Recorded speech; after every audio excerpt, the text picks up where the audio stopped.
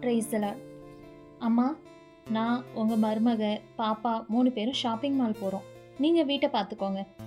ஆனால் பேத்தி பாட்டி வந்தால் தான் நான் வருவேன்னு அடம் பிடிச்சா. பாட்டியால் எஸ்கலேட்டரில் ஏறி இறங்க முடியாது. அங்கே அவங்க பார்த்து சந்தோஷப்படுறதுக்கும் ஒன்றும் இல்லை.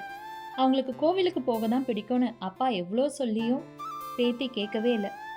அவளை சந்தோஷப்படுத்துறதுக்காக பாட்டியை கூட்டிகிட்டு போக முடிவு எடுத்தாங்க. அம்மாவும் அப்பாவும் ட்ரெஸ் சேஞ்ச் பண்ணிட்டு வர்றதுக்குள்ள பாப்பா பாட்டிக்கிட்ட ஓடி வந்து, பாட்டி நாம் 2 பேரும் கொக்கு விளையாட்டு விளையாடலான்னு சொன்னான். சாக் பீஸ் வச்சு 1.5 ஜான் அளவுக்கு 2 கோடு போட்டா. பாட்டி, இப்போ நீங்கள் ஒரு கொக்கு. இந்த 2 கோட்டுக்கு நடுவில் உங்கள் வலது காலை வச்சுட்டு இடது காலை 3 இன்ச் தூக்குனா போதும். அப்புறம் 2 காலையும் கீழே வச்சுக்கலாம்.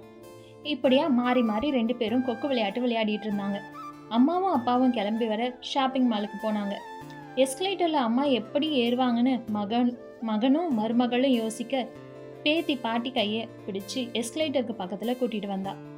பாட்டி, பயப்படாதீங்க, இப்போ நம்ம 2 பேரும் கொக்கு விளையாட்டு விளையாடுவோம்னு சொன்னான்.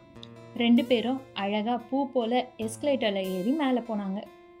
சில கடைகளுக்குள்ளே போகும்போது ஏசி அதிகமாக இருந்துச்சு.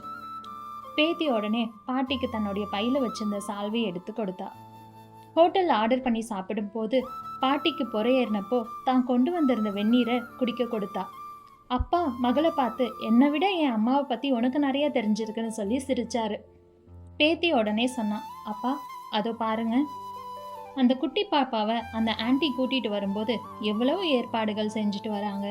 பால் பாட்டில், துடைக்க துண்டு, டயப்பர்ஸ், இப்படி எவ்வளவோ ஏற்பாடுகள்.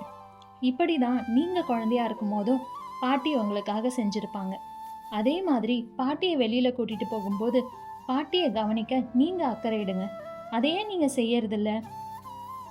இதே கேள்வியை நீங்களும் உங்ககிட்ட கேளுங்க. பைபிள் இப்படியா சொல்லுது. நீதிமொழிகள் 23ஆம் அதிகாரம் 22வது வசனம். பெற்ற தந்தைக்கு செவி கொடு, உன் தாய் முதுமை அடையும் போது அவளை இழிவாக எண்ணாதே. Smile, Jesus loves you.